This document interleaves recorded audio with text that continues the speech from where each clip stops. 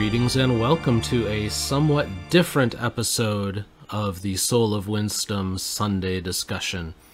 It's Halloween, isn't it? It is Halloween. It is Halloween, so we thought it would be fun rather than taking a topic and probably beating it to death like we normally do on a Sunday, if we learned a little bit about Halloween. So Producer-Wife, by the way, the ghoulish gab gal today, she went out and found some wonderful articles for us to share that talk about some of the history of Halloween and stuff like that. And we thought in between we might share a story or two from our spooky lives. Yeah. And scare you all. Scary. And if you like being scared, be sure to join us on the visually gifted side, YouTube or Rumble. Not only because looking at me is scary anyways, but on Sunday we normally turn down the studio lights. Today we've completely turned them off. Mm-hmm. So we just have the shelf lights from behind me, so it's dark and spooky, and Vader's head looks especially ominous, as does the Emperor standing next to him. And Sunshine Bear is glowing. Sunshine Bear is glowing, that's true. It looks radioactive in the dumpster fire. It really does. That's a good point. And the dinosaurs behind me look a little ominous too. Yeah. And the big Halloween Lego head can barely be seen. Yes. So it's perfect. Yeah. So before we get started, remember, you have a duty, dear listener, to the show. Your duty is to like, subscribe, share. If you're on Rumble, hit the little punchy thing, which they call a rumble, which is it's totally creative. Yeah. If you're on the podcast side, please leave us a 5-star review if the podcast provider that you are listening to us through actually chooses to allow you to do that. Some do, some don't. All of these things help the show, so please help the show. Yeah. All right, shall we just get right into it? Sure. Okay. Let's start with... Visually gifted, you can play along. We're going to start with how jack-o'-lanterns originated. Okay. Because I did not know this, but now I do. Pumpkins with ghoulish faces and illuminated by candles are a sure sign of the Halloween season. The practice of decorating jack-o'-lanterns originated in Ireland, where large turnips and potatoes served as the early canvases. Now, I can't imagine carving a face into a turnip. I can't either. They had to be huge. I think I heard somebody once call somebody like a turnip head or something like that, though. I've heard that expression. Maybe that's where that comes from. Oh, I don't know. Anyways, in fact, the name jack-o'-lantern comes from an Irish folktale about a man named Stingy Jack. Irish immigrants brought the tradition to America, home of the pumpkin, and it became an integral part of Halloween festivals. People have been making jack-o'-lanterns at Halloween for centuries. The practice originated as an Irish myth about a man named Stingy Jack. According to the story, Stingy Jack invited the devil to have a drink with him. The devil's probably a fun drinking buddy, I would guess. Yeah. Because I'm thinking he's got some stories. He probably does, yeah. I think he's seen a thing or two. Yeah. Yeah. Not to be confused with the Farmer's commercial. No. That's different. Okay. I don't think they insure that. I think the devil's a high risk. Yeah. True to his name, Stingy Jack didn't want to pay for his drink, so he convinced the devil to turn himself into a coin that Jack could use to buy their drinks. Once the devil did so, Jack decided to keep the money and put it into his pocket next to a silver cross, which prevented the devil from changing back into his original form. You know, I have a little silver cross that you gave me once upon a time. Yep. And I can tell you no harm has ever come to the pocket that it's been in. That's true. So, I think the thing works. Jack eventually freed the devil under the condition that he would not bother Jack for 1 year, and that, should Jack die, he would not claim his soul. Next year, Jack again tricked the devil into climbing into a tree to pick a piece of fruit. Devil's dumb. Apparently. Man, he's not nearly as smart as like the version of the devil in Lucifer. Well, this was also like centuries ago, though. That's fair. Maybe he's evolved. Yeah. Okay. While he was up in the tree, Jack carved a sign of the cross onto the tree's bark so the devil could not come down until the devil promised Jack he would not bother him for 10 more years. Soon after Jack died. As the legend goes, God would not allow such an unsavory figure into heaven. The devil, upset by the trick Jack played on him and keeping his word not to claim his soul, would not allow Jack into hell. So this is how they invented purgatory. Right. Right? Okay. He sent Jack off into the dark night with only a burning coal to light his way. Jack put the coal in a carved-out turnip and has been roaming the earth ever since. I think I might have seen him in some seedy parts of Phoenix once. Probably. Yeah. Jack put his coal into a carved-out turnip and, yeah, I've been roaming the earth ever since. I read that. You don't need to know that again. So as far as the roaming around Phoenix part goes, though, the difference is that because it's so hot in Phoenix, the turnip just caught on fire. Yes. There was no burning coal It's a inside slightly different variation of that Yeah. story. Yeah. Absolutely. And I'm sorry, I'm clearing my throat a lot. I've got to work on that. Oh, well, here. Take a time out. Because we were going to do this anyway. This show not brought to you by Mountain Dew Thrashed Apple. Yeah. But you should get some because it's really good. Well, it's still available. Well, it's still available. They also have this year's 2021 Voodoo flavor They do. out, the mystery flavor. Which we think is like Airhead flavor. Yeah, it tastes like That's our Airheads. opinion. But this one actually tastes like an apple Jolly Rancher in a way. It tastes exactly like an apple Jolly Rancher. And I'm not a big fan of apple Jolly Rancher, but I will drink these. Because it does help clear the throat. So, Mountain Dew, you're welcome. And it's got like a Free promo. It's got like a spooky tree on it too. Oh, it's it does, doesn't it? It's like Yeah. the haunted trees from Wizard of Oz. You know, the ones that would throw the apples at you. Oh, yeah. Okay, there you go, visually gifted. You get to see that. Or So pick some up. or the trees from Lord of the Rings. Oh, The yeah. Ents. Yeah, even the trees walked in that show. Yeah. That's all they did was walk. They fought in the battle. Well, they were walking, yeah. Yeah. Yeah. Okay, back to the show. All right. The Irish began to refer to this ghostly figure as Jack of the Lantern, then simply Jack-o'-lantern. Ireland and Scotland, people began to make their own version of Jack's lanterns by carving scary faces into turnips and potatoes. Immigrants brought these jack-o'-lantern traditions with them to the United States. Soon they found pumpkins, and that made for the perfect jack-o'-lantern. Time to talk about what we learned today. I'm sure they grow them now, but back then I don't think they actually had pumpkins in like Ireland and Scotland, which I think was part of the reason they wound up switching. No, pumpkins were like totally a North American thing. Yeah. Yeah. The fine natives here had The gourds. that conquered, yeah. Yeah. So yeah, I did not know that, but I now didn't you know know. that either. Now you know. The original jack-o'-lantern was a turnip with a coal in it, carried by a dead man. By a damned soul. No, I'm Dan's soul. Oh. Not damned soul. That was funny. Well, you know, I try. So, spooky story before we go on to the next one. Okay. Once upon a time, there was a podcast host who worked at a large electronics retailer. Ooh. Ah.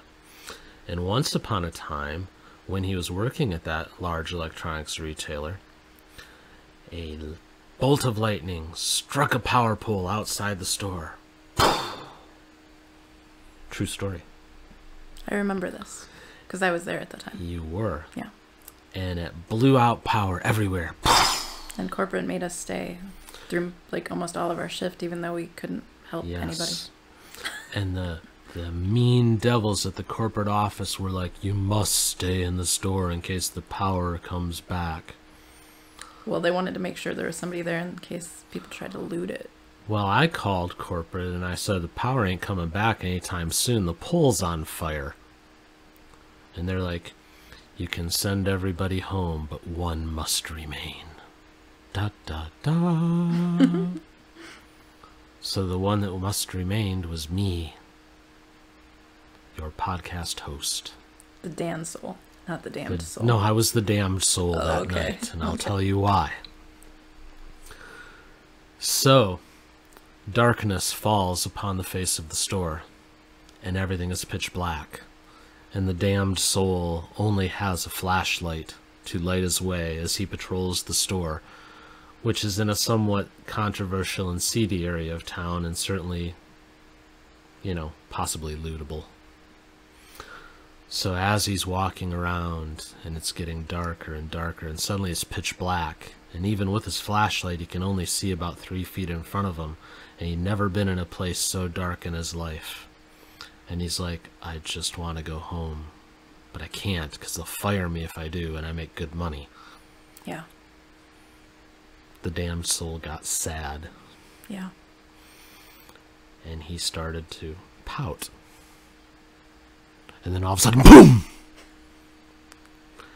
120 friggin' televisions in that store all light up at once.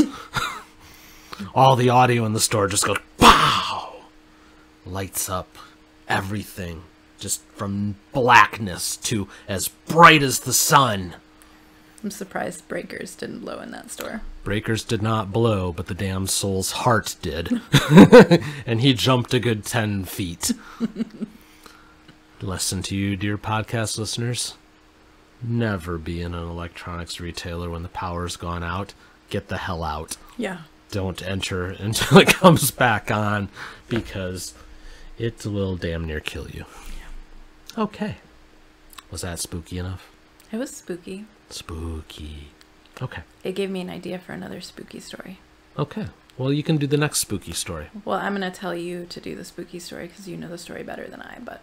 Oh, you're going to put me on the spot, and I'm not going to remember it, and now these people are all jazzed up for something that I'm not going to be able to do. You'll remember it. You put far too much faith in me. Okay, what do you say we talk about Halloween candy? Okay. We like candy. We are a business food podcast that's now covering Halloween stuff, because why not? Yeah. All right, so let's go back to Mr. Browser. Visually gifted, you can again play along. The rest of you, listen to the sound of my voice as we read from the History Channel, the haunted history of Halloween candy. It's not overly haunted, but it's really just the history of Halloween candy. I think they played it up with the title. I think they did a little bit. Yeah. But you know what? Maybe you'll be haunted by the vast knowledge that you gain in today's show. That's true. I learned some things. A few of the things I knew in the Halloween candy part, but a few of them I did not. That's fair. All right, well, let's read on. For most American kids, it wouldn't be Halloween or trick-or-treating without the candy.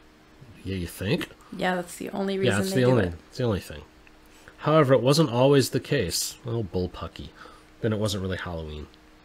When the custom of trick-or-treating started in the late 1930s and early 1940s, children were given everything from homemade cookies to pieces of cake to fruit, nuts, coins, and toys. In the 50s, candy manufacturers began to get in on the act and promote their products for Halloween. As trick-or-treating became more popular, candy was increasingly regarded as an affordable, convenient offering. So you're telling me that corporate America took something over? Yep. Weird. Right. Who would have thunk it? Did you ever get anything besides, like, standard candy? Because I used to get, like, stickers, and there was a lady on my street that I grew up on and that handed out pennies. Oh, well, at the old house, we had our next-door neighbor handed our son a penny. That was like 3 years ago. Yeah. Yeah. Anyways. And then the last year that he trick-or-treated, which was a few years ago because of the virus, but remember the house that he got, like, a whole gift thing? Like, it was a gift box. It was like $3 and quarters and some candy, and he thought it was, like, he actually thought it was a trick. He's like, this house is a scam. We're like, no, dude, you just made, like, a couple of dollars. Yeah. Go thank him again. Yeah. And then circle back in a half an hour when they don't remember you. Yeah. There was a house on our street that, at the end of the street, that handed out full-size candy bars. And they actually employed, like, their entire family to be out on the porch because they would watch for repeats and kick them off their porch. They would only let you come once. No, that's no fun. All right. So let's go back to the corporate takeover here. It wasn't until the 1970s, though, that wrapped, factory-made candy was viewed as the only acceptable thing to hand out to the little ghosts and goblins showing up on people's doorsteps. A key reason for this was safety, as parents feared that real boogeymen might tamper with the goodies that weren't store-bought and sealed. I have a little something extra on that later, probably. Okay. Today, when it comes to Halloween candy, a number of the most popular brands are enduring classics. For example, the first Hershey's milk chocolate bar produced in 1900 and the Hershey's Kisses made their debut in 1907. Company founder Milton Hershey was a pioneer in the mass production of milk chocolate and turned what had previously been a luxury item for the well-to-do into something affordable for average Americans. In the early 1900s, he also built an entire town, Hershey, Pennsylvania, around his chocolate factory. I've actually been to Hershey, Pennsylvania. I have not. I've been to Pennsylvania. I have not been to chocolate Pennsylvania, however. I've been to, like, oil Pennsylvania.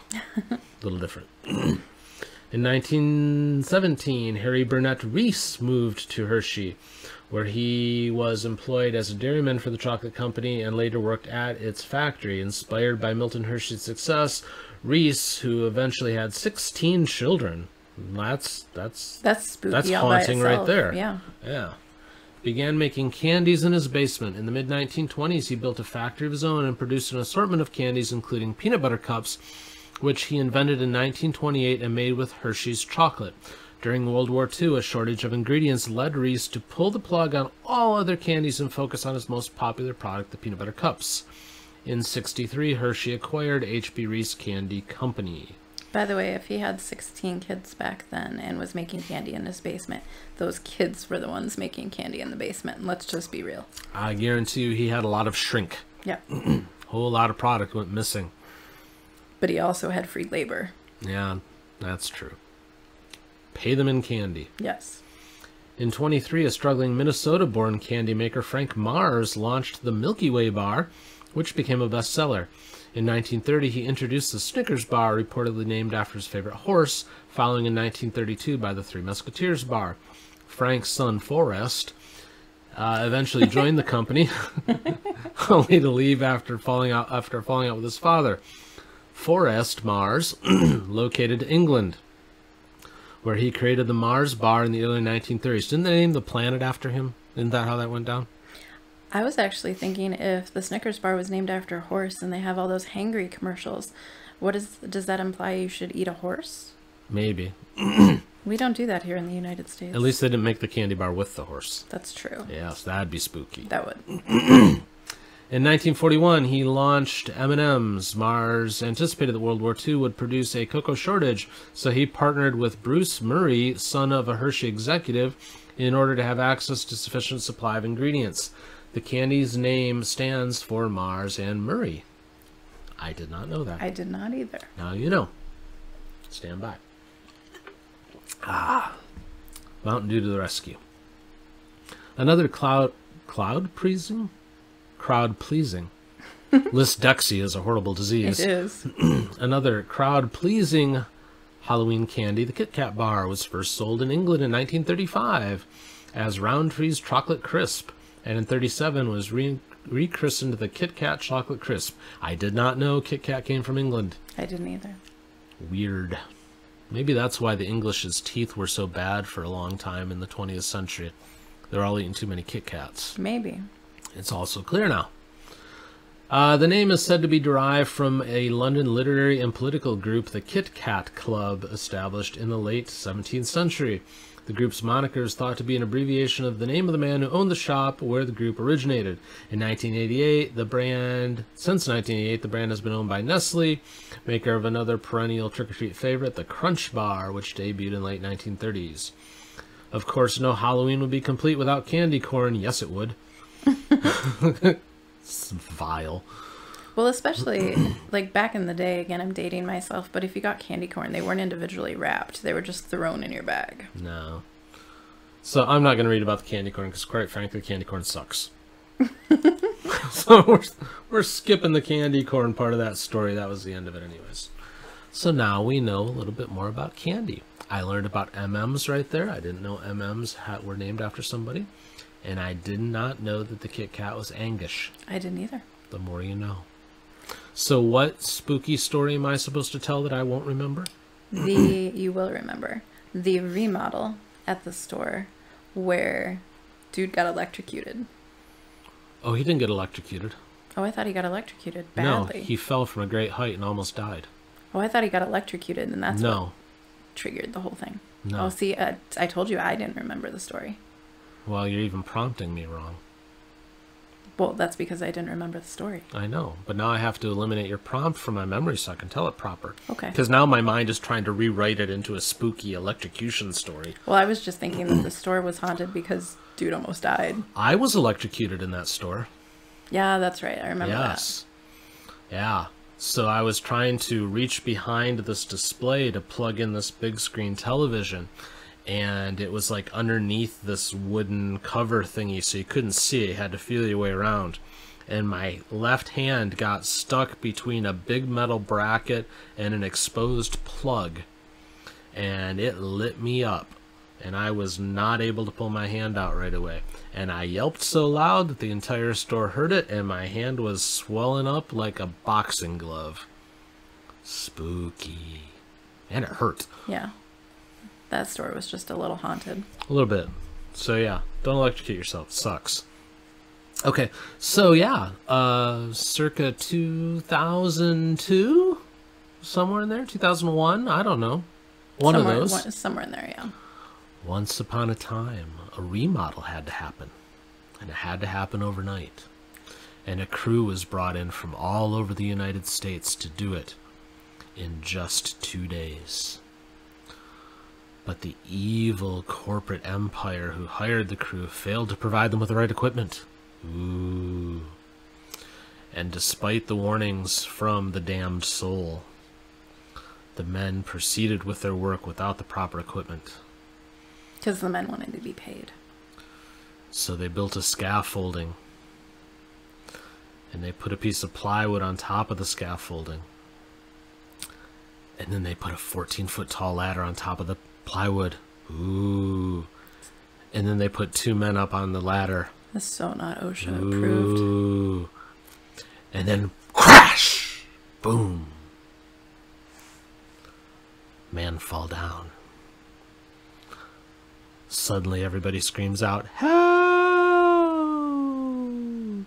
as it trails off into the distance, and nobody hears except for one man, the damned soul, who runs to the department to see what's up. And a man is lying there broken and bloodied, coughing up blood. And the workers around him are all crying, "What do we do? He's dead!" And the damned soul said, "He's not dead. He's breathing. Call 911. And the men stood there, not knowing what to do. Fingers paralyzed. So the damned soul calls 911 and says, "Get your asses over here. I got a broken man." And they show up. And they load the man up and they take him away. And the man is never seen again. It's true. He never came back. Well, yeah. Yeah. Though he did have a broken arm and a collapsed lung and a concussion and several lacerations. Don't build your own scaffolding. Yes. The lesson to be learned here is wait for the actual lift that's supposed to show up but was just a day late. Yeah. Yeah. But I've never had my rear end kissed so hard by so many top executives in the United States as I did the next morning. I got calls from the CEOs of 3 different companies that were involved in that remodel. It was fun. I mean, not fun that the dude fell, but fun listening to them grovel. Yeah. So it's good. At least from that standpoint. So anyways. Not sure that was Halloween spooky, but close enough. Like I said, I was just thinking more that the store is like haunted. That store was haunted, I agree. It was. It definitely burned through people, at least before I got there. Yeah. And it burned through people after I left, as I recall. Yeah. Yeah. Okie dokie. What do you say we learn about the history of trick-or-treating? Okay. Ooh. So, visually gifted, I'm about to switch the screen. This is actually kind of scary, this picture that they lead with. Are you ready? Yep. Visually ungifted, you'll just have to listen to the description. Here we go. So, allow me to describe this. This is probably a picture taken early 20th century. It is 2 kids in front of a house. They are dressed conceivably to go trick-or-treating. They look like tiny clan members. I'm not sure why the History Channel thought this was a good picture to lead with. I think they're supposed to be dressed like ghosts, but it totally doesn't come across that way. Because of the way they have their eye holes and the mouth holes and whatnot cut, it kind of looks like they're Klansmen. Yeah. So, or maybe that's what they went as, I don't know. There was a time when you probably could have got away with that. Well, that was also before mass-produced costumes, too. Yeah, this was not mass-produced, that's for sure. This was, you can even see on the one person's sleeve here how it's just like roughly cut. I think they probably got out a paring knife and went to town on a sheet or something. Yeah. But anyways, let's learn. Okay. Trick-or-treating, setting off on Halloween night in costume and ringing doorbells to demand treats, has been the tradition in the United States and other countries for more than a century. Its origins remain murky, but traces can be identified to ancient Celtic festivals, early Roman Catholic holidays, medieval practices, and even British politics. Politics comes into everything. It does. Good heavens. Well, it's kind of happened to our channel. We seem to we can't talk about something without it coming up, so why should it be any different on Halloween? Okay. Ancient origins of trick-or-treating. Halloween has its roots in ancient pre-Celtic festival of Samhain. No, it's not Sanheim as it looks on screen And if it's you're Celtic, visually not gifted. Celtic. Celtic is the basketball team. Well, you know what? I had basketball on the brain. Okay. So, nah. Nah. Nah. Keep going. The Celts, I still like Celts, but we'll go with Celts, who lived 2,000 years ago in the area that is now Ireland, the United Kingdom, and northern France, believed that the dead returned to Earth on Samhain. On the sacred night, people gathered to light bonfires, offer sacrifices, and pay homage to the dead. During some Celtic celebrations of Samhain, villagers disguised themselves in costumes made of animal skins to drive away phantom visitors. Banquet tables were prepared and food was left out to placate unwelcome spirits. Is that why food rots? It's just like partially eaten by ghosts? That's possible. Okay. So there's science here. I'm sure any roaming animals probably loved that night, too. Oh, undoubtedly, yeah. Yeah. I would think so. In later centuries, people began dressing as ghosts, demons, and other malevolent creatures, performing antics in exchange for food and drink. This custom, known as mumming, dates back to the Middle Ages and is thought to be an antecedent of trick-or-treating. By the 9th century, Christianity had spread into Celtic lands, where it gradually blended and was supplanted older pagan rites. In 1000 AD, the church designated November 2 as All Souls' Day, a time for honoring the dead. Celebrations in England resembled Celtic commemorations of Samhain, complete with bonfires and masquerades. Well, sometimes they're bonfires, too. Do you ever notice that the Catholic Church takes over all these pagan holidays and tries to just make them their own? Oh, that's how they're all founded, practically. Yeah. Yeah. Christmas is on Christmas because they took over a pagan holiday. Yeah. So it has really nothing to do with the birth of Jesus. I mean, it does from we're celebrating it, but it ain't because that's when he was born. No. So, Poor people would visit the houses of wealthier families and receive pastries called soul cakes in exchange for a promise to pray for the souls of the homeowner's dead relatives. Known as souling, the practice was later taken up by children who would go door to door asking for gifts such as food, money, and ale. Give me beer. Can you imagine going to your neighbor's house though and just saying, "Give me food, I'll pray for your dead relatives"? That's just odd. Yeah, it's weird. In Scotland and Ireland, young people took part in a tradition called guising, dressing up in costume and accepting offerings from various households. Rather than pledging to pray for the dead, they would sing a song, recite a poem, tell a joke, or perform some other sort of trick before collecting their treat, which typically consisted of fruit, nuts, or coins. Modern-day trick-or-treating also has elements akin to annual celebrations of Guy Fawkes Night. In this night, which commemorates the foiling of the gunpowder plot in 1605, British children wore masks and carried effigies while begging for pennies. In November 5th, 1606, Fawkes was executed for his role in the Catholic-led conspiracy to blow up England's Parliament and remove King James I, a Protestant, from power.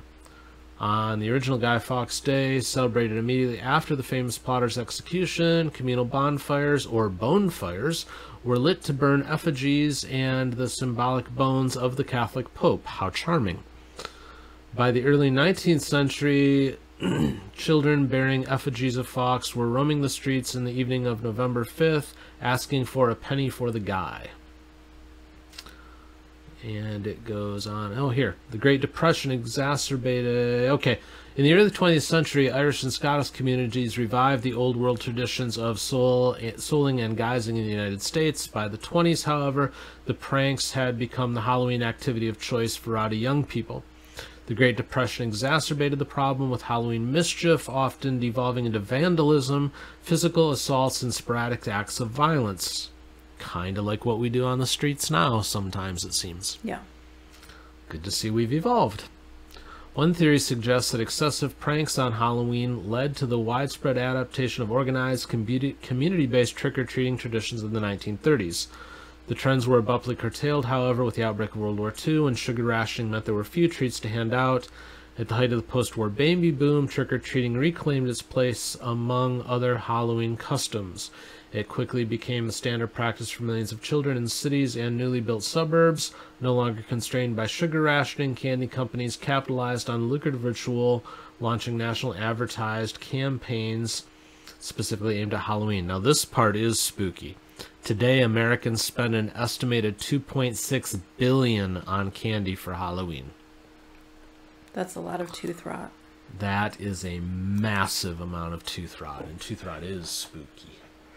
I read in one of the other articles that didn't make it to the cut of the show, but that the industry is so big for these candy makers that they actually start preparing more than a year in advance. So they're already preparing now for the stuff that, like the new releases and whatnot, that's going to go on the shelves in Halloween 2022. So the candy is just the right level of stale by then.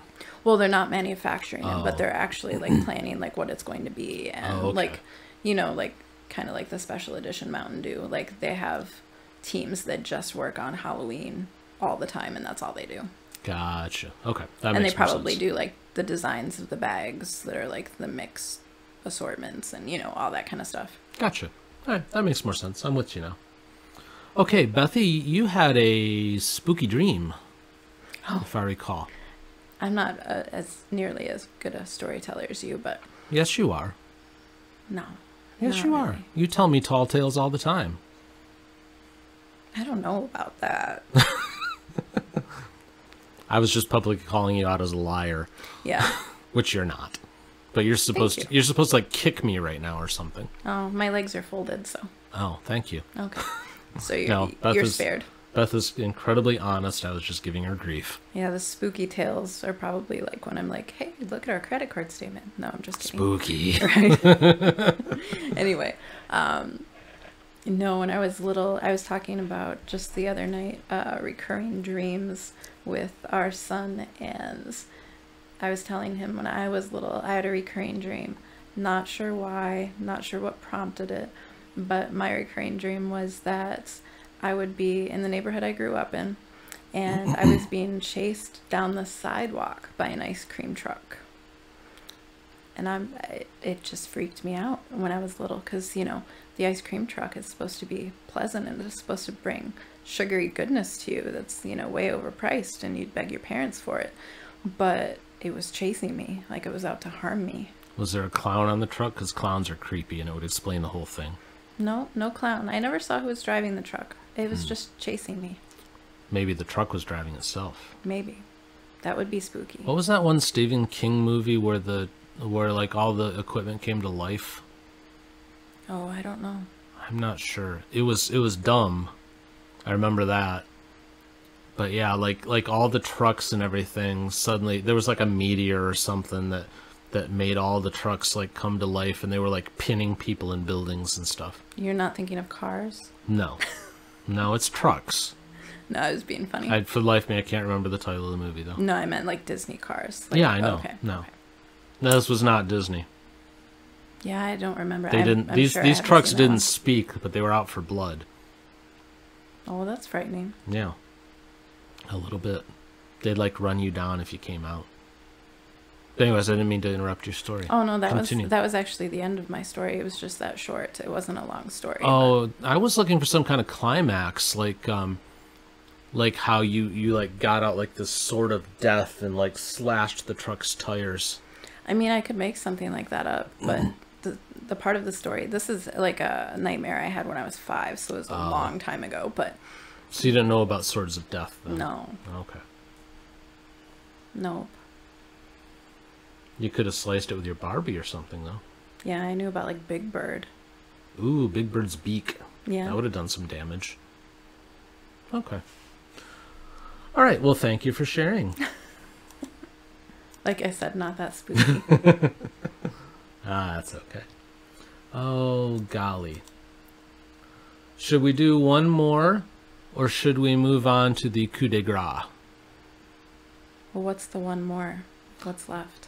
Well, it would be, well, actually, let's do this one more, because we're not going to do the whole thing. Okay. This is the one where I'm going to pick it apart a little bit, because some of it would be repeat. Oh, yeah. Okay. So this is... Just fill in the blanks. Yeah, this is another article from History Channel. But there is some interesting things here, and a lot of it's repeat of what we've already talked about. So if you're visually gifted, you notice that I'm scrolling, and I'm scrolling. So I'm going to look for some specific things, because some of this is just repeated.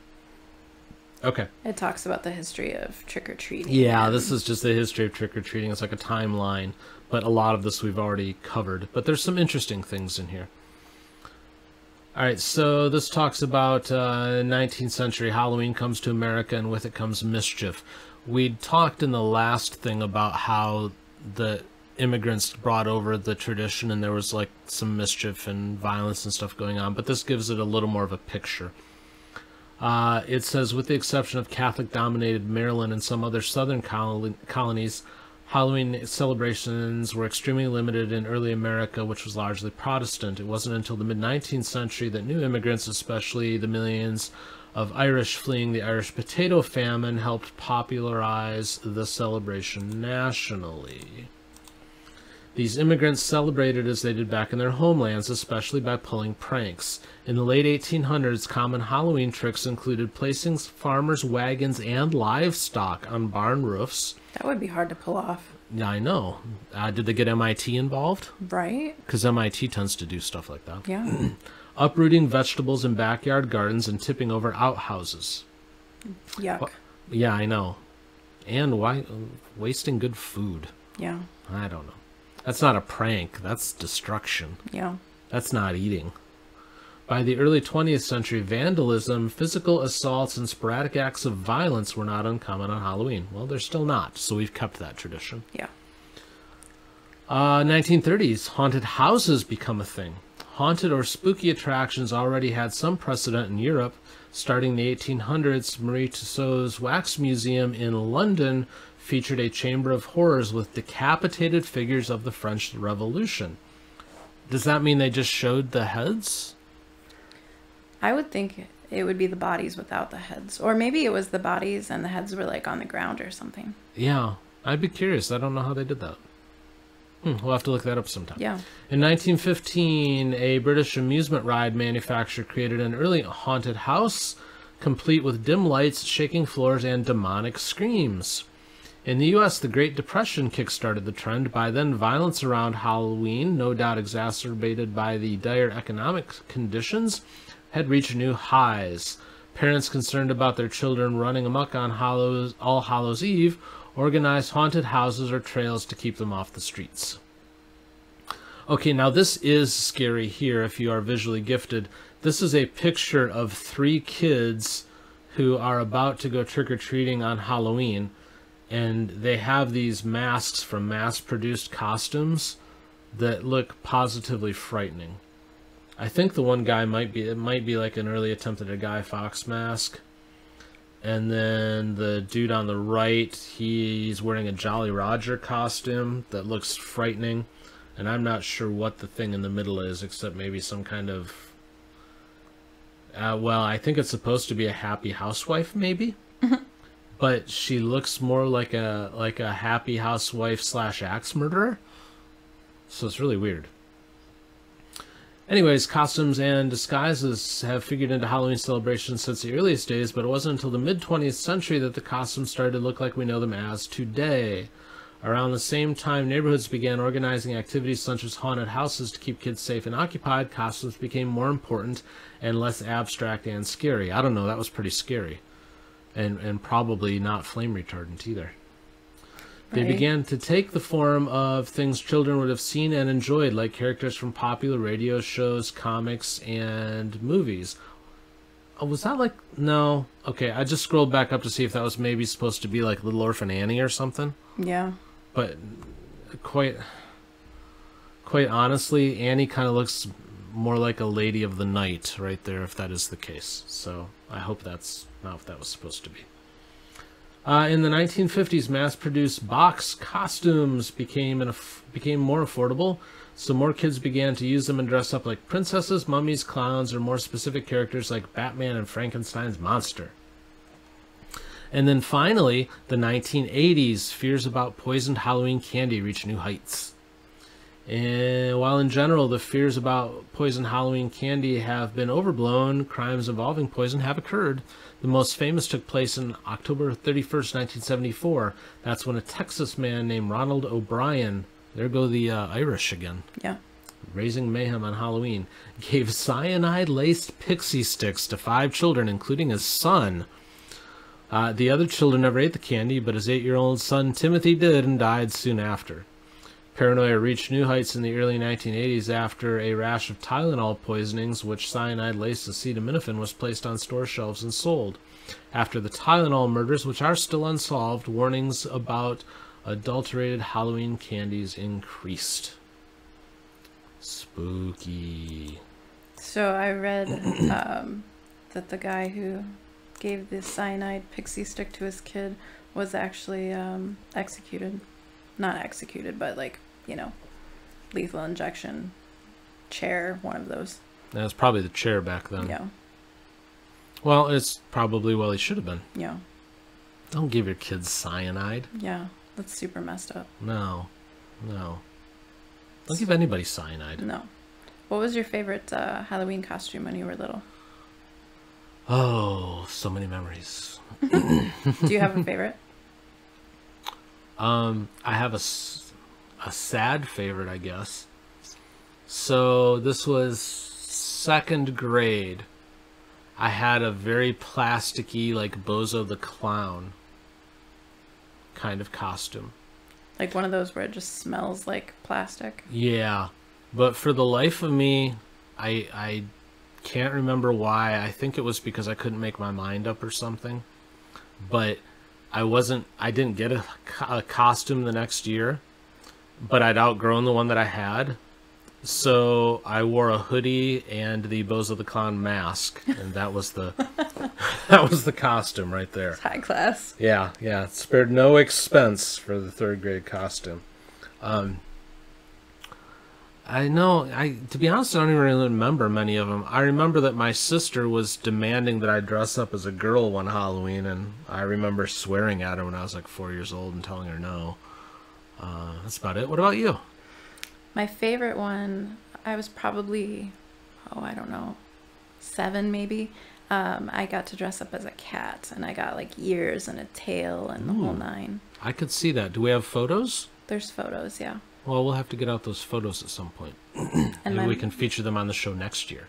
And I liked it because obviously I was really young, but my mom like did full makeup on me, so I had makeup on, and that was cool. That's fair.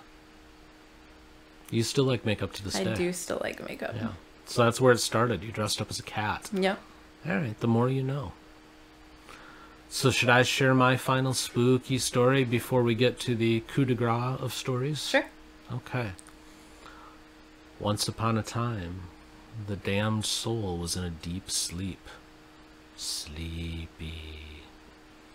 And he was dreaming. Sleepy. And then all of a sudden there was a knock at the door. And the damned soul rose from the bed. Walked down. It was the middle of the night. He wondered who was knocking at the door. He went to the door, opened it up, and there was a man with a shotgun. He blew the damned soul away. The damned soul went flying back into the door that was behind the door. Yes, there was a door behind the door. It was to the laundry room, I think, something like that.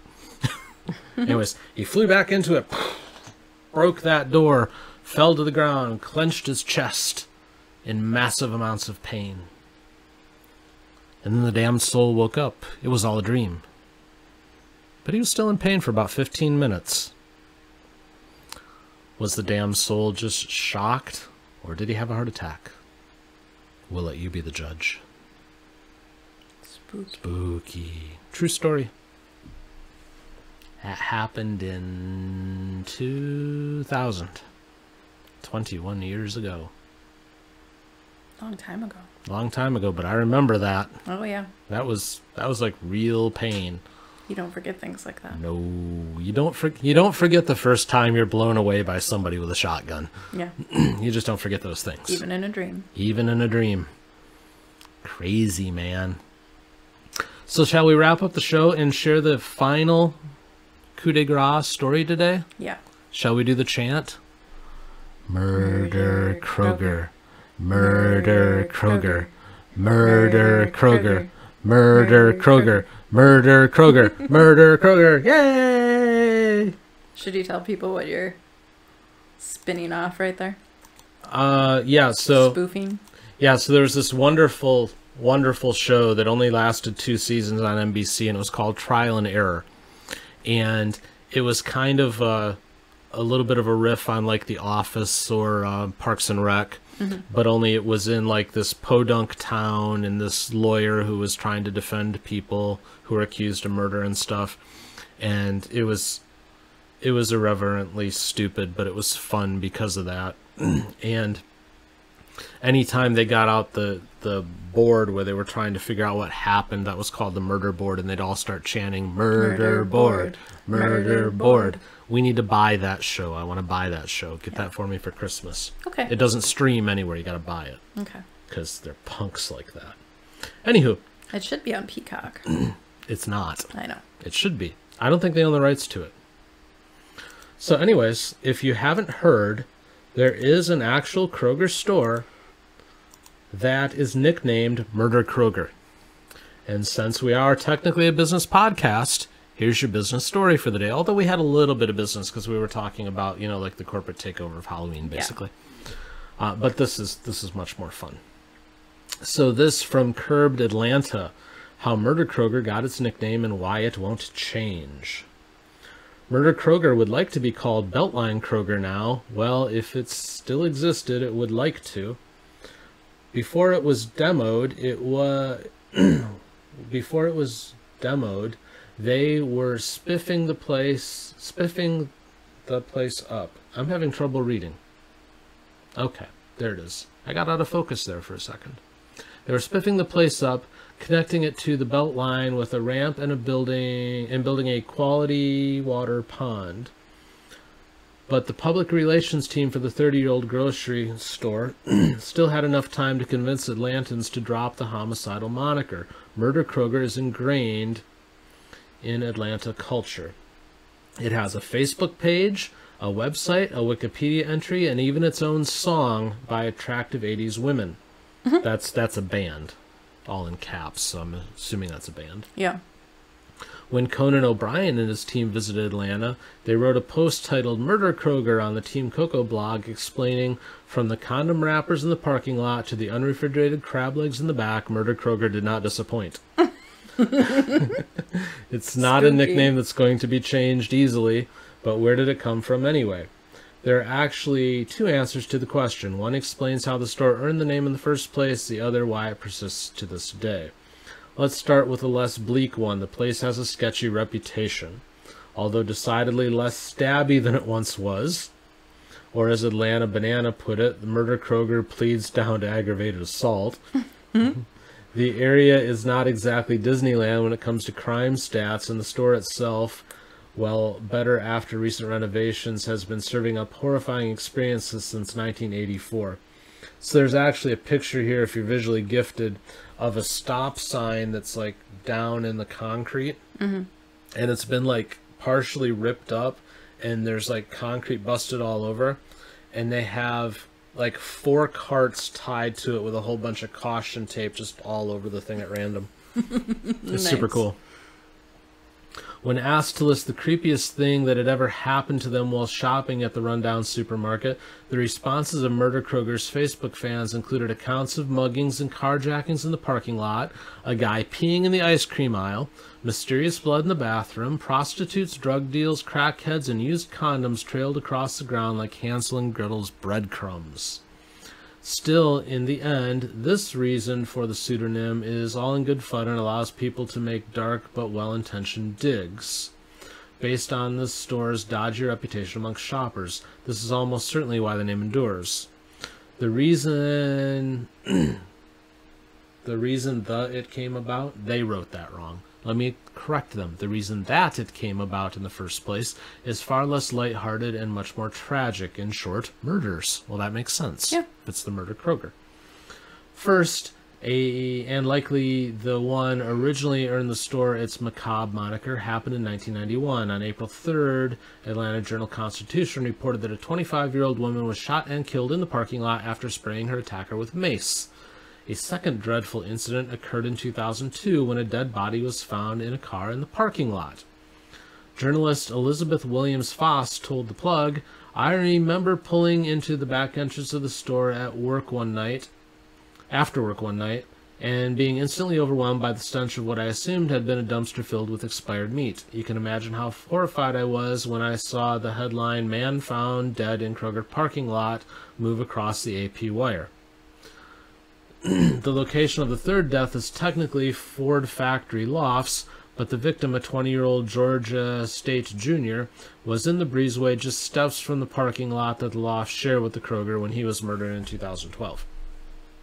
Now, not covered in that particular article, but in 2019, I believe it was, they actually demolished Murder Kroger and tried to build a whole new complex there with a new Kroger and office space and all sorts of things. Guess what it's still called? Murder Kroger. Murder Kroger.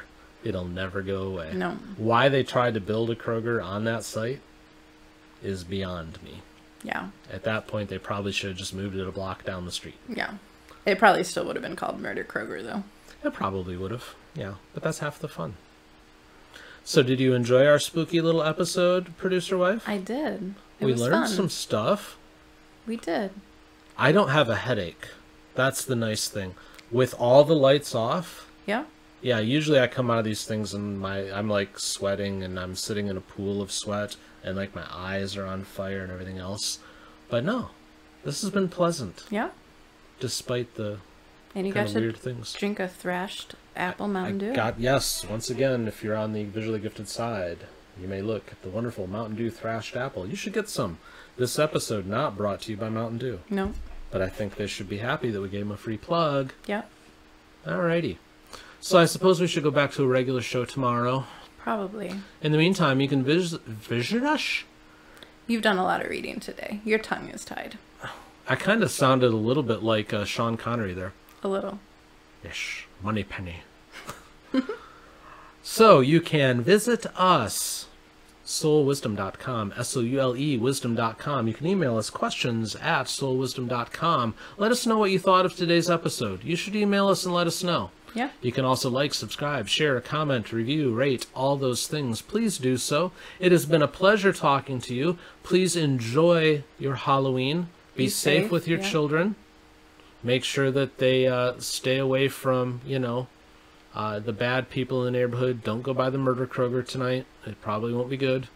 Stay away from cyanide-laced pixie sticks. Yes. You get a pixie stick, just throw that sucker away, because you never know. And yeah. All right. All Be right. safe. Enjoy the holiday, and we'll be back with you tomorrow. See you. Bye. Bye. Bye.